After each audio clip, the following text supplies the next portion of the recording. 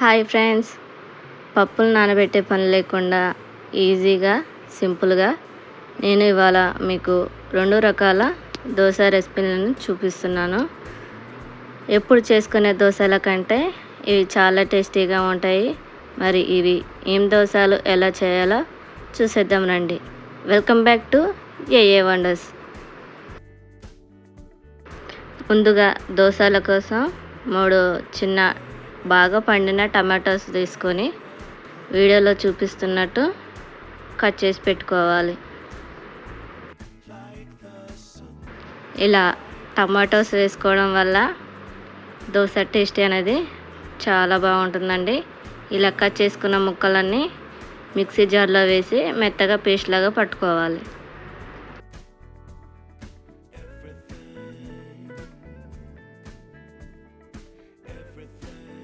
ఇలా మెత్తగా పేస్ట్ లాగా పట్టుకున్న తర్వాత ఇందులోనే 1 కప్పు సూజీ రవ్వ, అలాగే 1/2 కప్పు గోధుమ పిండి, 1/2 కప్పు వాటర్ పోసి మరోసారి మెత్తగా పట్టుకోవాలి. మీరు ఇలా మెత్తగా మిక్సీ పట్టుకుంటేనే దోశలు అనేవి పర్ఫెక్ట్గా వస్తాయి. ఇలా మెత్తగా మిక్సీ పట్టిన తర్వాత బౌల్లోకి వేసుకోవాలి.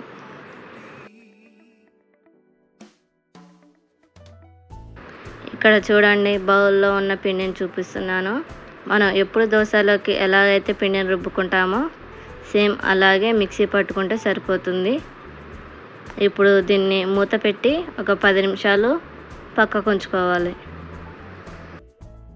10 నిమిషాల తర్వాత మరొకసారి అంతా కలుపుకొని మీ రుచికి సరిపడా ఉప్పు, అలాగే 1/2 టేబుల్ స్పూన్ వంట సోడా వేసి అంతా కలుపుకోవాలి.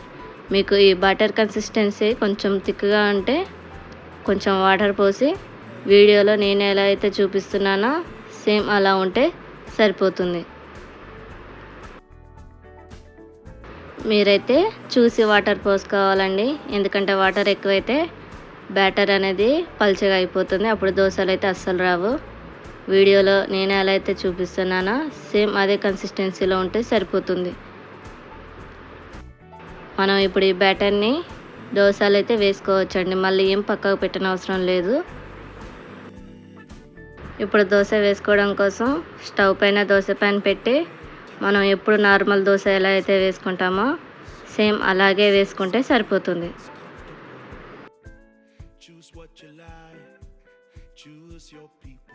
ఇలా దోశ వేసుకున్నాక పైన పిండి మొత్తం ఆరిపోయాక పైనుంచి కొంచెం ఆయిల్ వేసుకొని క్రిస్పీ అయ్యేంత వరకు కాల్చుకుంటే సరిపోతుందండి. మనం ఎప్పుడో చేసుకునే నార్మల్ దోశల కంటే ఈ దోశలు అనేవి చాలా టేస్టీగా ఉంటాయి. ఒక్కసారి ఇది మీరు ట్రై చేశారంటే ఎప్పుడు చేసే దోశలు పక్కకు పెట్టేస్తారు. దోశలన్నీ ఇలా చేసుకొని చట్నీతో సర్వ్ చేసుకుంటే ఎంతో టేస్టీ అయిన టమాటో దోశ అయితే రెడీ అండి. మనం మరో దోశ రెసిపీ అయితే చూద్దాం. ఇప్పుడు మనం మరో దోశ రెసిపీని చూద్దాం. ముందుగా సర్వింగ్ బౌల్లోకి 1 కప్పు రాగి పిండి, 1/2 కప్పు సూజీ రవ్వ, 3 టేబుల్ స్పూన్ల బియ్యం పిండి, రుచికి సరిపడా ఉప్పు వేసి అంతా ఒకసారి కలుపుకోవాలి. ఇలా పొడి పిండి కలుపుకోవడం వల్ల మనం వేసుకున్న రవ్వ రాగి పిండి ఈవెన్గా కలిసిపోతాయండి పిండిలో. అలా కలపకుండా వాటర్ పోసామంటే ఉండలుగా ఉంటాయి. కాబట్టి పొడి పిండిని ఫస్ట్ స్పూన్తో కానీ గరిటెతో కానీ మొత్తం కలిసేలాగా కలుపుకోవాలి.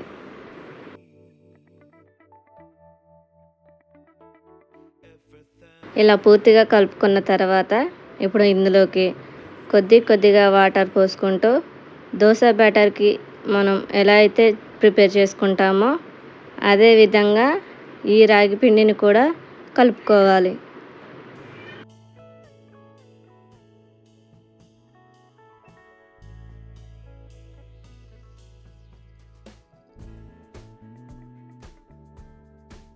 వాటర్ పోసిన తర్వాత రాగి పిండి అనేది ముద్దలుగా ఉంటుంది కదండి. వాటిని మెల్ట్ చేయడానికి నేను ఇక్కడైతే విస్కర్ వాడుతున్నాను. ఇలా విస్కర్తో కలపడం వల్ల ఈజీగా ఉండలు అనేవి లేకుండా పోతాయి. మన పనికి కూడా సులువుగా అయిపోతుంది. మీరు కావాలంటే గరిటెతో అయినా కలుపుకోవచ్చు. ఇలా రాగి పిండితో వారానికి ఒకసారైనా పిల్లలకి దోశ కానీ రాగి పిండితో చేసే రెసిపీస్ కానీ బ్రేక్ఫాస్ట్లో కానీ డిన్నర్లో కానీ చేసి పెట్టారంటే పిల్లల బాడీలో మంచి బలాన్ని అలాగే బోన్స్ స్ట్రెంగ్త్ని కూడా పెంచుతాయండి. వీక్లీ వన్స్ కాకపోయినా 2 వీక్స్కి ఒకసారైనా పిల్లలకి చేసిచ్చే విధంగా చూసుకుంటే చాలా బాగుంటుంది. చూడండి, నేను ఇక్కడ బ్యాటర్ ఎలా ఉందో చూపిస్తున్నాను. ఈ కన్సిస్టెన్సీలో ఉంటే సరిపోతుంది. ఇప్పుడు దీన్ని మూత పెట్టి 10 నిమిషాలు పక్కకు ఉంచుకోవాలి. మీరు ఈ 10 నిమిషాల గ్యాప్లో చట్నీ ప్రిపేర్ చేసుకుంటే టైం అనేది సేవ్ అవుతుంది. చూడండి, 10 నిమిషాల తర్వాత వాటర్ అనే పైన తేలుతూ మనం కలిపిన రాగి పిండి రవ్వ మొత్తం కింద అడుగుకి వెళ్ళిపోయాయి. కాబట్టి మరోసారి గరిటెతో అంతా కలుపుకోవాలి. మీరు ఇలాగే డైరెక్ట్గా దోశలు అయితే వేసుకోవచ్చు. మీకు ఒకవేళ దోశ రాకపోతే మాత్రం మిక్సీలో వేసి ఒక 2-3 నిమిషాలు మిక్సీ పట్టుకుంటే సరిపోతుంది. కానీ ఖచ్చితంగా ఇలా అయితే దోశలు అయితే వస్తాయి. మీకు ఒకవేళ రాకపోతే అలా చేయండి. ఇక్కడ రాగి దోశ వేసేటప్పుడు మాత్రం ప్యాన్ అనేది నార్మల్ హీట్లోనే ఉండాలి, లేదంటే దోశ వేయడానికి అస్సలు వీలుగా ఉండదు. ఈ రాగి దోశలు అనేవి మన నార్మల్ దోశలాగా అస్సలు పల్చగా రావండి, కొంచెం మందంగానే వస్తాయి. ఇలా పైన ఉన్న పిండి మొత్తం ఆరిపోయిన తర్వాత పైనుంచి ఆయిల్ కొంచెం రాసుకోవాలి. ఈ రాగి దోశ చేసేటప్పుడు ఆయిల్ కాస్త ఎక్కువగానే పడుతుంది.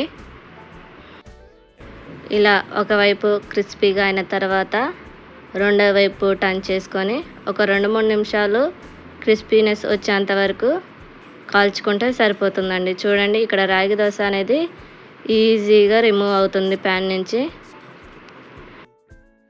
ఇలా దోశని 2 వైపులా క్రిస్పీగా కాల్చుకొని చట్నీతో సర్వ్ చేసుకుంటే ఎంతో సింపుల్ అండ్ టేస్టీగా ఉండే రాగి దోశ అయితే రెడీ అండి.